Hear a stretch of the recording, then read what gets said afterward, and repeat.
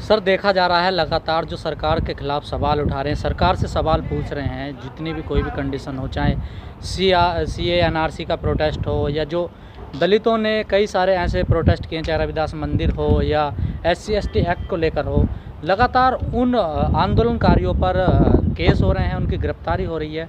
तो क्या अब वर्तमान समय में ऐसा हो गया है कि सरकार से सवाल करना एक अपराध हो गया है सर? देखिए, ये तो फंडामेंटल राइट्स है कि हमें अपनी आवाज़ को उठाना है। आर्टिकल 19 यही कहता है कि फ्रीडम ऑफ स्पीच का बात करती है, मगर ये सरकार जो है, जो मौजूदा सरकार है, जब भी लोगों ने आवाज़ उठाई है, उनका शोषण किया गया, उनको एफआईआर करके जेलों में डाल के उनकी आवाज़ को बंद कर दिया गया। जैसे आपने बोला कि भाई 2 अप्रैल का जो एक बहुत बड़ा आंदोलन था, उसमें भी लाखों लोगों के खिलाफ एफआईआर करी और लोगों को जेल में डालने का काम किया, और बहुत सारे हमारे साथी हैं जिन पर एनएसए लगाने का काम किया। उसके बाद में आपने दिल्ली के अंदर देखा होगा, जो रविदास मंदिर का एक प्रकरण था, उसमें भी 96 लोगों को जेल में डालने का काम किया और उन पर भी एफआईआर लगाने का काम किया। और जैसे दिल्ली रॉयट्स का काम है, जो एनआरसी पर जो काम कर रहे थे, सीए पे जो काम कर रहे थे, उनको भी चुन कर पुलिस उनकी जबान बंद करने का काम कर रही है, उनको एफआईआर में डालने का काम कर रही है और उनको जेल में डालने का काम कर रही है। इससे ये सीधा जाहिर होता है कि जो सरकार है, सरकार के खिलाफ अगर कोई भी व्यक्ति कुछ बोलेगा तो सरकार या तो उसका मर्डर करा देगी या उसको जेल में डलवा देगी या उसके खिलाफ कोई और इंक्वायरी बैठा देगी। इसलिए सरकार तानाशाही हो रही है और ये डेमोक्रेसी में चलता नहीं है। डेमोक्रेसी का मर्डर हो चुका है, डेमोक्रेसी आज की डेट में भारत में नहीं है। लेकिन सर, जो लोग सरकार से सवाल कर रहे हैं या प्रोटेस्ट आंदोलन कर रहे हैं, उनको तो कहीं ना कहीं यूएपी लगाकर उनको जेल में डाल दिया जा रहा।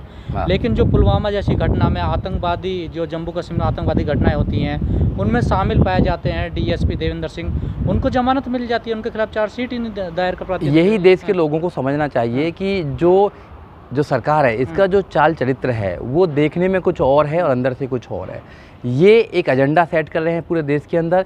ये देश के लोगों को समझना चाहिए, क्योंकि देश के लोगों को ज़्यादा तक ये एजुकेशन प्रोवाइड नहीं कर पा रहे, अनपढ़ रखना चाहते हैं, जिससे कि इनकी पॉलिसी को, इनका जो एजेंडा है उसको समझ ना पाएँ। बिल्कुल आपने कहा कि देवेंद्र कुमार जो डीएसपी हैं, उनके लिंक मिले हैं आतंकवादियों से, मगर उनको जमानत मिल जाती है। और जो लोग एक आंदोलनकारी हैं या कोई राजनीतिक जो लोग हैं, उनको अगर सज़ा दी जाए, उनको अगर जेल में पहुंचाया जाता तो उनकी बेल तक नहीं मिल पाती है। बहुत सारे लोग हैं बहुत सारे लोग हैं, जैसे दलितों में भी है और मुसलमानों में भी है।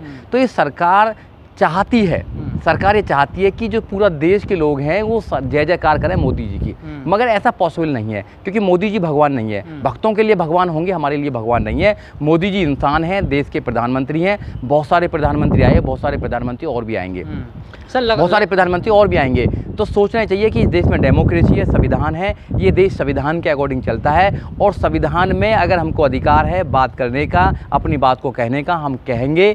कितने लोगों को जेल पहुंचाएंगे, कितने लोगों को मर्डर करवाएंगे, कितने लोगों को फांसी लगवाएंगे, लगाएं, कोई बात नहीं है। मगर ये सरकार जो है, इसका अंतिम समय आ रहा है।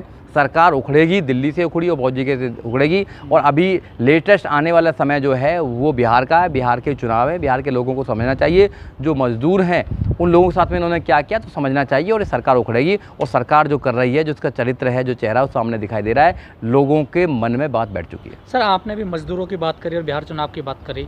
लगातार लॉकडाउन में देखा गया कि मजदूर इतने परेशान रहे, वो पैदल अपने घरों के लिए निकल पड़े। उनके लिए ना बस की सुविधा थी, ना ट्रेनों की सुविधा थी। लेकिन बीजेपी लॉकडाउन में ही चुनाव प्रचार के लिए चुनाव प्रचार कर रही थी, वर्चुअल रैलियां कर रही थी। तो इस तरीके को आप कैसे देखते हैं? वर्चुअल रैली करने के लिए बहुत पैसा है बीजेपी के पास, बहुत पैसा है टीवी पहुंचाने के लिए, हर चीज़ पहुंचाने के लिए, मगर मजदूरों को उनको घर भेजने के लिए पैसे नहीं है। अमीरों को वहां से, मुझे प्रॉब्लम नहीं है कि अमीरों को बच्चों को विदेश से यहाँ तक लेकर आए, मुझे कोई प्रॉब्लम नहीं है, मगर गरीबों को भी उनके घर तक पहुँचाते तो अच्छा लगता। गरीबों के लिए कानून अलग बना दिया और अमीरों के लिए अलग बना दिया। ये देश गरीबों के लिए अलग है, अमीरों के लिए अलग है। ये सरकार क्या चाहती है? सरकार चाहती है कि इसने डिवाइड कर दिया देश के लिए। जो मजदूर हैं, जो आवाज़ उठाते हैं, उनके लिए कोई इनके दिल में रहम ही नहीं है। यहाँ तक कि मजदूरों पर डंडा भी बरसाने का काम किया। तो आज अब आने वाले समय में बिहार का चुनाव आने वाला है, डंडा याद रखेंगे लोग बाग, मजदूर याद रखेंगे। ये तुम्हारे साथ आगे भी ऐसे होने वाला है, जो तुम्हारी रोजी रोटी इन्होंने छीनी है और जो तुमको सुविधा नहीं दी है, इस सरकार को हटाना है। ऐसी सरकार को लेकर आना है जो मजदूरों की सुने, छात्रों की सुने, दलितों की सुने, मुस्लिमों की सुने, ओबीसी की सुने, बहुजनों की सुने। इन्होंने छात्रों के साथ भी बुरा किया है, चाहे वो जेएनयू का मामला हो, चाहे वो दिल्ली और यूनिवर्सिटी का, जामिया का मामला हो, छात्रों के साथ भी इन्होंने कहा, छात्रों को इन्होंने इंटरनेशनलिस्ट बोल के उनको जेल में डालने का। छात्रों का काम क्या है? छात्रों का काम तो आवाज़ उठाएंगे। दलितों के साथ भी इन्होंने पूरे देश के अंदर ऐसे ही किया है। वहाँ भी लाखों लोगों पर FIR हो रही है। आज भी अम्बेडकर नगर के वहाँ देखा जाए तो एक बहन के वहाँ रेप हो गया था, बहन के साथ में, उसके कुछ हमारे नौजवान साथियों ने उनकी आवाज़ उठाई तो उनको भी जेल में डालने का काम किया है। सहारनपुर में ऐसा किया, हर जगह ऐसे कर रहे हैं। दलितों के जो नौजवान साथी है, मुस्लिम के नौजवान साथी है, या जो लोग संविधान से प्यार करते हैं, संविधान के दायरे में रह के आवाज़ उठाना चाहते हैं, उनको ये जेल में भेजने का काम करते हैं, उनकी आवाज़ को बंद करना चाहते हैं। मैं आपके चैनल के माध्यम से कहना चाहता हूं कि बहुत सारे तानाशाह आए दुनिया के अंदर, तानाशाह चले गए, मगर डेमोक्रेसी है इस देश के अंदर, भारत के अंदर संविधान है। ये देश संविधान से चलेगा, डेमोक्रेसी से चलेगा, ये देश तानाशाही से नहीं चलेगा। और तानाशाही बंद करो अपनी। देश के लोग हैं, देश के लोगों के लिए जो सुविधा आपको देनी चाहिए वो सुविधा देनी चाहिए। देश के लोग पहले हैं, ये तानाशाही बाद में है। सरकार तो आती जाती रहती है। इस लॉकडाउन के आड़ में देखा गया बहुजनों के ऊपर बड़े अत्याचार हुए और वो उनकी कोई खबरें नहीं बनी, ना FIR हुई है।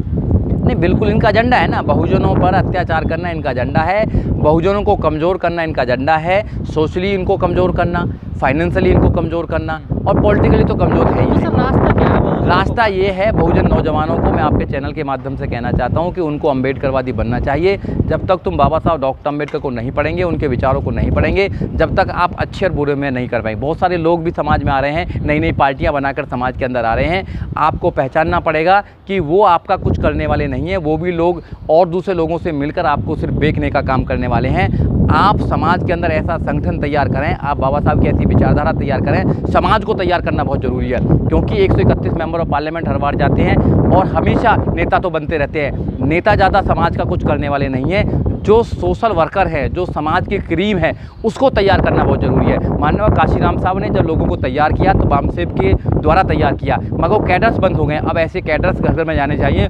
संविधान का जो ज्ञान है, संविधान की जो एक ऊर्जा है, वो घर घर पहुंचनी चाहिए। संविधान को घर घर पहुंचाना चाहिए, बाबा साहब के विचार को पहुंचाना चाहिए। समाज में कई नेता ऐसे हो गए हैं पैदा जो समाज को गुमराह कर रहे हैं और उनको उल्टी सीधी बात बताते हैं। सर नहीं, बिल्कुल उनसे कैसे बचा जाएगा? नहीं, बिल्कुल आप उनके बिल्कुल साथ हैं। मैं सबसे पहले कहना चाहूँगा कि हम तलवार से लड़ाई नहीं जीत सकते हैं। जो लोग हमारे बहुत सारे संगठनों में काम करके और बहुत सारे आंदोलन की काम, आंदोलन हमें सही नीति से करना चाहिए। आंदोलन का नेता सही होना चाहिए। हम लोग भी आंदोलन करते हैं और लोग भी आंदोलन करते। आंदोलन को हिंसक मत बनाइए, क्योंकि अगर हिंसा आप में बनाओगे, आप हिंसक नहीं हो, मगर फिर भी जो पुलिस हो बैठी हुई है आप पर FIR करने के लिए, आप न्याय दिलाने जाते हैं, मगर फिर आपके लिए कोई और न्याय लेने के लिए काम करता है, आप जेल पहुंच जाते हैं। ऐसा न्याय क्या बात का जिससे कि तुम जेल पहुंच जाते हो? न्याय के लिए न्यायिक लड़ाई होनी चाहिए, एडवोकेट्सों को तैयार करना चाहिए। हम लोग एक नीली क्रांति संगठन है जो 2015 से काम कर रहा था, उसके बाद में बीच में उसको हमने थोड़ा शांत किया, फिर दोबारा उसको हम आगे बढ़ाने का काम कर रहे हैं। चंद्रशेखर की तरफ है?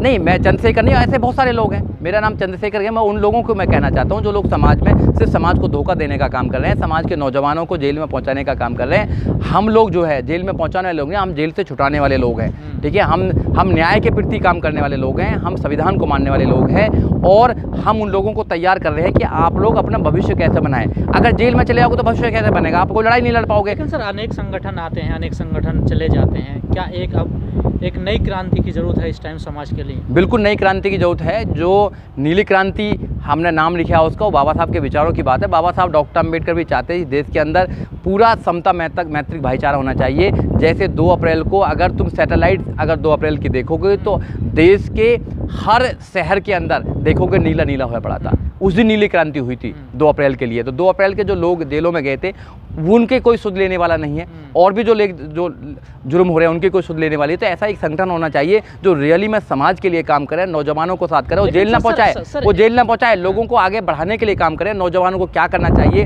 कैसे समाज में काम करोगे नौजवान साथी? एक जो एक्टिविस्ट है वो कैसा होना चाहिए? जब वो अपने आप को नहीं बचा पाएगा, अपने आप ही जेल चला जाएगा, तो दूसरों की लड़ाई क्या लड़ाएगा? तो ऐसे नहीं चाहिए हमें वो लोग चाहिए जो 1000 लोगों को बचा सकें, जो जेलों से बाहर निकाल सकें। ऐसे लोग चाहिए। भूखे पेट लोगों ने खाना खाने के लिए रोटी नहीं है, तो वो आंदोलन कैसे करेंगे सर? आंदोलन सिर्फ ऐसे नहीं सड़कों पर आंदोलन होता है, आंदोलन घर में से भी होता है।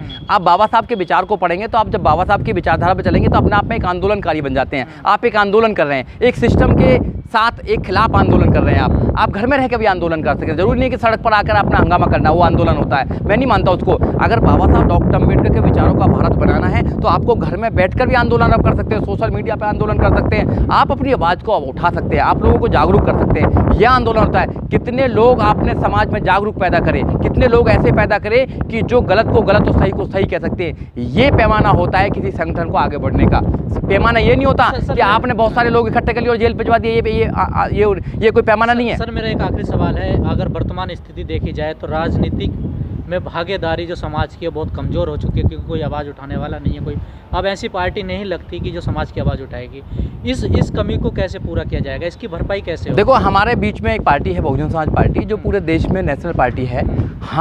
वो हमारे पूर्वजों की पार्टी है, बाबा साहब डॉक्टर अम्बेडकर के विचारों पर चलने वाली पार्टी है, और वो मानव काशीराम साहब की बनी हुई पार्टी है। हाँ, ऊंच नीच हर जगह होती है, मैं मानता हूँ, बट नौजवान साथियों को उसमें विश्वास रखना चाहिए और लोगों को आगे बढ़ना चाहिए। और लोगों को ही पूरे देश के अंदर एक ऐसा प्लेटफॉर्म है जहाँ पर बीएसपी, खासकर उत्तर प्रदेश में तो बीएसपी है, तो वहाँ के नौजवानों को बीएसपी को समर्थन देना चाहिए, उसको आगे बढ़ाना चाहिए और अब के 2022 में मजबूत करना चाहिए उसको। कोई प्रॉब्लम वाली बात नहीं है। और जो दूसरे स्टेट्स हैं उनमें आप देख सकते हैं कि भाई वहाँ की कैसी राजनीति स्थिति है, वहाँ पे आप ले सकते हैं बीजेपी को हराने के लिए। आप और दूसरे जैसे आप बिहार में आप देख सकते हैं, तो बिहार में कौन है जो बहुजन नेता हैं, उनको आप सपोर्ट कर सकते हैं।